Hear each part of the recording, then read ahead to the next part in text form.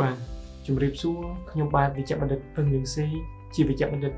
ឯកទេសផ្នែកជំងឺប្រព័ន្ធអាហារនៃមន្ទីរពេទ្យរយ័តភ្នំពេញថ្ងៃនេះដែរខ្ញុំមានប្រធានបទមួយទាក់ទងទៅនឹងការឆ្លុះពិនិត្យ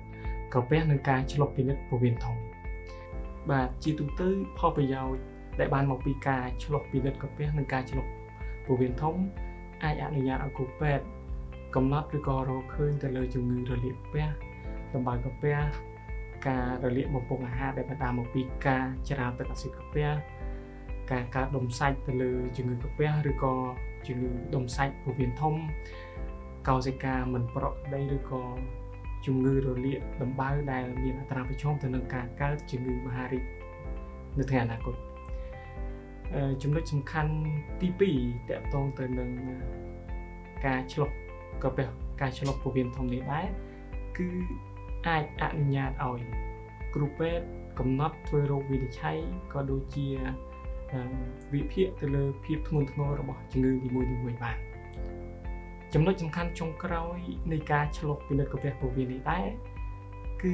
គ្រូពេទ្យអាចធ្វើការព្យាបាលដោយការកាត់ទៅលើដុំសាច់នៅក្នុងក្រពះឬក៏ពោះវៀនធំឬក៏អាចធ្វើការខាត់នៅការហូរឈាមដែលបណ្ដាលមកពីដំបៅក្រពះឬក៏សរសៃឈាមដែលដុះមិនប្រក្រតីនៅក្នុងប្រព័ន្ធរលាកអាហារចំណែកឯចំណុចសំខាន់មួយទៀតនោះគឺគ្រូពេទ្យគាត់អាចធ្វើការ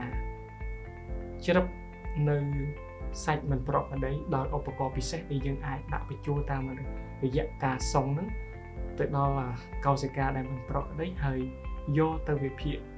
ដោយអ្នកជំនាញបាទអនុញ្ញាតឲ្យគ្រូពេទ្យតាមដានទៅលើក្រុមអ្នកជំងឺដែលមានហានិភ័យខ្ពស់ទី1គឺក្រុមអ្នកជំងឺដែលមានការរលាកក្រពះរ៉ាំរ៉ៃដោយសារមេរោគក្រពះអ្នកជំងឺដែលមានការច្រាលទឹកអាស៊ីតក្រពះរ៉ាំរ៉ៃដែលបណ្ដាលឲ្យរលាកទៅលើភ្នាសនៃបំពង់អាហាររបស់គាត់ទី3នោះគឺ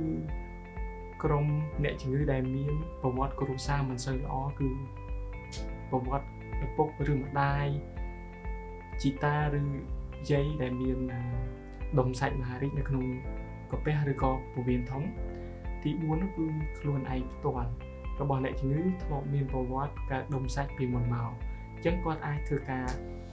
ឆ្លុះពិនិត្យនិងតាមដានរកការកកើតថ្មីនៃដុំសាច់តកតទៅនឹងរោគសញ្ញាដែលសង្ស័យថាគាត់មានជំងឺប្រព័ន្ធរលាកអាហារនោះគឺមានដូចជាការឈឺចាប់នៅចុងដង្ហើមការឈឺពោះរ៉ាំរ៉ៃប្រក្រតីការដែលគាត់មានអាការៈពិសាអីឆាប់ឆ្អែតពិបាកក្នុងការរំលាយអាហារគាត់ឈឺពោះរ៉ាំរ៉ៃគាត់មានការរីករ៉ាំរ៉ៃទល់លាមករ៉ាំរ៉ៃការបន្ទោបង់មានឈាមឬក៏គាត់មានភាពស្លេកស្លាំងហើយមួយវិញទៀតសូម្បីតែភាពមិនប្រក្រតីនៃការចុះថយនៅគីឡូរបស់គាត់ក៏អាចជាសញ្ញាមួយនៃការសង្ស័យថាគាត់មានជំងឺប្រព័ន្ធរលាកអាហារដែរអញ្ចឹងសរុបមកវិញបើសិនជាបងប្អូនមានចម្ងល់ក៏ដូចជាសង្ស័យដោយសារខ្លួនឯងមានសញ្ញាដូចដែលបានរៀបរាប់ខាងលើនេះសូមមកទទួលការពិគ្រោះពីគ្រូពេទ្យជំនាញឲ្យបានត្រឹមត្រូវបាទសូមអរគុណជម្រាបលា